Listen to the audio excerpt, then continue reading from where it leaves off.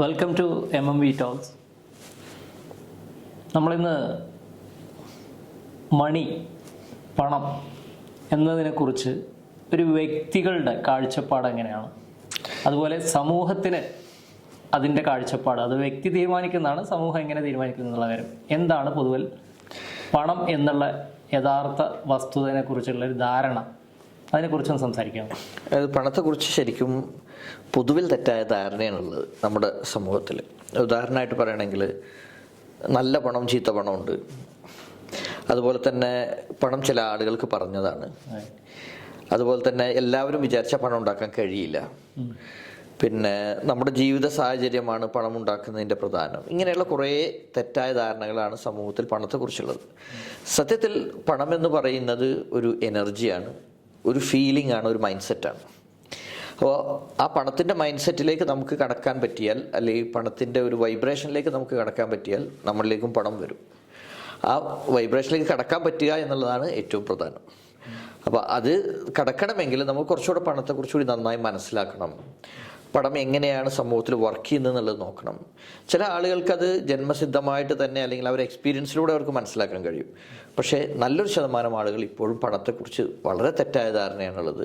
മാത്രമല്ല, പണത്തിന് പിന്നാലെ ഓടേണ്ട ഒരു സാധനമാണെന്നാണ് എല്ലാവരും വിചാരിക്കുന്നത്. പണത്തിന് പിന്നാലെ നമ്മൾ ഓടുക, നമ്മുടെ ജീവിതകാലം മുഴുവൻ പണത്തിന് വേണ്ടി ഇങ്ങനെ അധ്വാനിക്കുക, കിട്ടുന്ന പണം ചെലവഴിക്കുക, ഇങ്ങനെ ജീവിതം തീർന്നു പോവുക. ഇതാണ് ജനറലി സംഭവിക്കുന്നത്. അതിന് പകരം പണം നമുക്ക് വേണ്ടി വർക്ക് ചെയ്യാനും പണം നമ്മെ തേടിയെത്തുന്ന തരത്തിലേക്ക് നമുക്ക് നമ്മുടെ ജീവിതത്തെ മാറ്റാൻ കഴിയും. അത് ശരിക്കും പഠിക്കുകയും പ്രാവർത്തികമാക്കുകയും ചെയ്താൽ അതിൻ്റെ ടെക്നിക്കുകളുണ്ട്. അതുപോലെ തന്നെ പണവുമായി ബന്ധപ്പെട്ടിട്ടുള്ള വിശ്വാസങ്ങളിൽ മാറ്റങ്ങൾ വരേണ്ടതുണ്ട്. അങ്ങനെ ഇതിനെ കൃത്യമായിട്ട് പ്രാവർത്തികമാക്കിയാൽ ഏതൊരാൾക്കും പണം സമ്പാദിക്കാൻ കഴിയുമെന്നുള്ളത് യാതൊരു സംശയമില്ല. അതായത് പണത്തിനോടുള്ളൊരു ഭീതി, അത് ചില ആളുകൾക്ക് ജന്മന കിട്ടുന്ന, അല്ലെങ്കിൽ ഒരു ജീവിത സാഹചര്യങ്ങളിൽ നിന്ന് അവർക്ക് വന്നിട്ടുള്ള, അല്ലെങ്കിൽ സമൂഹത്തിൽ നിന്ന് കിട്ടുന്ന ഒരു കാര്യമാണ്. ഇതിനെക്കുറിച്ച് ഇത്ര ഡീറ്റെയിൽ ആയിട്ട് പഠിക്കേണ്ടത് എന്നുള്ളതാണ് വസ്തുത, അല്ലേ? തീർച്ചയായും. കാരണം പലപ്പോഴും പണം നമ്മളിലേക്ക് വരാതിരിക്കുന്നതും കയ്യിലുള്ള പണം നഷ്ടപ്പെടാനും കാരണം സാമ്പത്തികമായ കൺസെപ്റ്റിനോടുള്ള ഭയമാണ്. ഇപ്പോൾ ഉദാഹരണമായിട്ട് കുറച്ച് കൂടുതൽ പണം വന്നാൽ നമുക്ക് എന്തെങ്കിലും സംഭവിക്കുമോ? പണം ഇല്ലാതെയായാൽ എന്തെങ്കിലും സംഭവിക്കുമോ? ഇത് രണ്ടുമല്ല ഈ സംഭവിക്കുന്നതുമായിട്ടുള്ള പ്രധാനപ്പെട്ട കാര്യങ്ങൾ. അപ്പോൾ സംഭവിക്കാത്ത കാര്യത്തെക്കുറിച്ച്, അല്ലെങ്കിൽ സംഭവിക്കാൻ സാധ്യതയുണ്ട് എന്ന് കരുതുന്ന കാര്യത്തെക്കുറിച്ച് നേരത്തെ ഭീതി ഉണ്ടാക്കുകയും അതിലൂടെ നമ്മുടെ കയ്യിലുള്ള പണം കൂടി നഷ്ടപ്പെടുകയും ചെയ്യുന്ന സാഹചര്യം ഒരുപാട് നമുക്ക് കാണാൻ കഴിയും. അപ്പോൾ ഇവിടെ കുറച്ചുകൂടെ നന്നായിട്ട് അതിനെക്കുറിച്ച് പഠിക്കുകയും മനസ്സിലാക്കുകയും പ്രോപ്പറായിട്ട് മാനേജ് ചെയ്യുകയും ചെയ്താൽ നമുക്ക് സാമ്പത്തികമായിട്ടുള്ള ഒരു വലിയ ഉയർച്ച ഉണ്ടാക്കാൻ പറ്റും. 3 കാര്യങ്ങളാണ് ഇതിലുള്ളത്. 1, പണം ഉണ്ടാക്കുക. 2, പണം നന്നായിട്ട് മാനേജ് ചെയ്യുക. 3ാമത്, ഈ പണം കൊണ്ട് വീണ്ടും പണം ഉണ്ടാക്കുക, അല്ലെങ്കിൽ അതിനെ കൂടുതൽ മൾട്ടിപ്പിളായിട്ട് പണം ഉണ്ടാക്കുക. ഈ 3 കാര്യങ്ങളാണ് പണമായിട്ടുള്ളത്. പണം ഉണ്ടാക്കണം, അതിനെ നന്നായിട്ട് മാനേജ് ചെയ്യണം, അതിനെ മൾട്ടിപ്ലൈ ചെയ്യണം. ഇതാണ് പണത്തിൻ്റെ പ്രോസസ്സ് എന്ന് പറയുന്ന സാധനം. ഓക്കെ.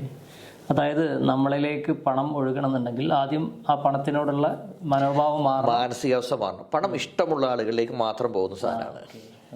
നമ്മൾ പണത്തെ ഇഷ്ടപ്പെടുന്ന ആളുകളിലേക്കാണ് പണം പോവുക. പിന്നെ മാത്രമല്ല, പണം ക്രിയേറ്റ് ചെയ്യാൻ ആവശ്യമായിട്ടുള്ള സോഴ്സുകൾ നമുക്ക് കണ്ടെത്താൻ പറ്റണം.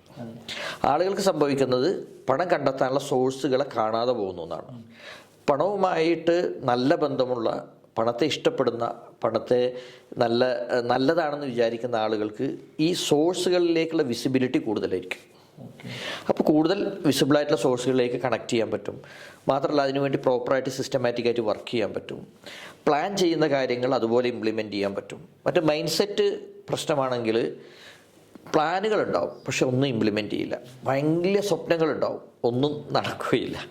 അപ്പോൾ ഇത് മൈൻഡ് സെറ്റുമായിട്ട് ഇത് വളരെ കണക്റ്റഡാണ്, നമ്മുടെ എനർജി ലെവലുമായിട്ട് കണക്റ്റഡാണ്. അതല്ലാതെ നമ്മുടെ ഇപ്പോഴത്തെ സാഹചര്യം, ഇപ്പം നിങ്ങൾക്ക് എത്ര കടമുള്ള ഒരാളാണെങ്കിൽ പോലും നിങ്ങൾക്ക് അതിൽ നിന്ന് ഉയർന്നു വരുവാൻ നിങ്ങൾക്ക് പണത്തിൻ്റെ ഒരു മൈൻഡ് സെറ്റ് ചെയ്താൽ, ആ ഒരു വൈബ്രേഷൻ നിങ്ങളിലേക്ക് ആക്ടിവേറ്റ് ചെയ്യാൻ കഴിഞ്ഞാൽ തിരിച്ചു വരാൻ പറ്റും. അതാണ് ഏറ്റവും പ്രധാനം. അതുപോലെ തന്നെ ഇപ്പോൾ സാർ പറഞ്ഞ ഈ കടത്തിനെ കുറിച്ചുള്ള ആളുകളുടെ, പണത്തിനെ കുറിച്ചുള്ള തെറ്റായ രീതികളുള്ള പോലെ തന്നെ കടത്തിനെ കുറിച്ച്, അതായത് കടം വന്നതോടുകൂടി എൻ്റെ ജീവിതം കഴിഞ്ഞു എന്നുള്ളൊരു ചിന്തയിൽ അവിടെ അവരുടെ മുന്നിൽ പിന്നെ വരുന്ന അവസരങ്ങളൊന്നും അവരെ കാണാതെ നിൽക്കുന്ന ഒരു ടോട്ടലി സ്റ്റെക്കായ ഒരു അവസ്ഥ നമുക്ക് പലപ്പോഴും കാണാൻ പറ്റും. ഇതിനെ അതിജീവിക്കാൻ എന്തൊക്കെ വഴികളാണ് ശരിക്കും? പണം എന്ന് പറയുമ്പോൾ പല ആളുകളുടെയും ആദ്യം മനസ്സിൽ വരുന്നത് കടം എന്നുള്ളതാണ്. ഇപ്പോൾ നമുക്ക് നമ്മുടെ വീഡിയോസിലൊക്കെ കമൻറ്റുകളൊക്കെ വായിച്ചു നോക്കിയാൽ നമുക്ക് കാണാൻ കഴിയും എല്ലാവരും കടം എന്നുള്ളത്. കടം ആരും മനഃപൂർവ്വം ഉണ്ടാക്കുന്നില്ല, അല്ലെങ്കിൽ കടത്തിൻ്റെ സാഹചര്യത്തിലേക്ക് നമ്മൾ വന്നു ചേരുകയാണ്. ഇതെല്ലാം ശരിയാണ്. പക്ഷേ ഇതിന് രക്ഷപ്പെടാൻ എന്താണ് മാർഗം? അതിലേക്ക് ഇപ്പോഴും കടമുള്ള ആളുകൾ ശ്രമിക്കുന്നില്ല എന്നുള്ളതാണ്. അതായത് ഒരിക്കലും ഒരു കടം വീട്ടാൻ മറ്റൊരു കടം വാങ്ങുക എന്നുള്ളത് സൊല്യൂഷൻ അല്ല എന്ന് മനസ്സിലാക്കണം.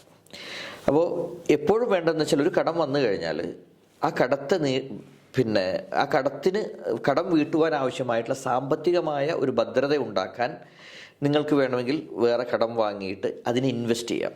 അതല്ലാതെ ആ കടം വാങ്ങി ഇവിടെ കൊടുത്ത് ഇവിടുത്തെ കടം വാങ്ങി അവിടെ കൊടുക്കുമ്പോൾ സ്വാഭാവികമായിട്ട് സംഭവിക്കുന്നത് നമ്മുടെ നിലനിൽപ്പ് കൂടുതൽ അപകടത്തിലേക്ക് പോവുകയാണ്. അപ്പോൾ എന്ത് ചെയ്യണം? കടം ഉണ്ട് എന്നതിനെ ആക്സെപ്റ്റ് ചെയ്യുകയും ഇനി ഈ കടം വീട്ടാൻ എനിക്ക് അതിയായ ആഗ്രഹമുണ്ട് എന്ന് വിചാരിക്കുകയും കൂടാതെ എവിടുന്നെങ്കിലും പണം സമ്പാദിച്ചുകൊണ്ട് പണം ഉണ്ടാക്കിക്കൊണ്ട് ആ പണത്തെ ഇൻവെസ്റ്റ് ചെയ്ത് കൂടുതൽ പണം ഉണ്ടാക്കി ഈ കടത്തെ വീട്ടാൻ കഴിയണം. അപ്പോൾ ഈ മൈൻഡ് സെറ്റിൽ വരുന്ന സാധനം എന്താ വെച്ചാൽ നമുക്ക് കടമുള്ള ഒരാളെ സംബന്ധിച്ചിടത്തോളം കടം വീട്ടണം എന്നുള്ളതാണ് മനസ്സിൽ. അപ്പോൾ കടം കൂടാനുള്ള സാധ്യത കൂടും.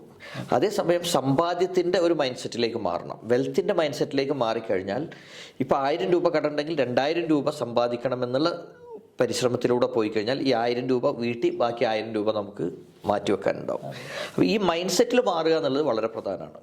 പിന്നെ കടം ഉള്ള ഒരാളെ സംബന്ധിച്ചിടത്തോളം ഈ കടം ഒരിക്കലും അദ്ദേഹത്തിന് സമ്പാദിക്കുന്നതിനോ അതല്ലെങ്കിൽ വീണ്ടും ഒരു വിജയത്തിലേക്ക് പോകുന്നതിനോ ഒരിക്കലും തടസ്സമാവില്ല.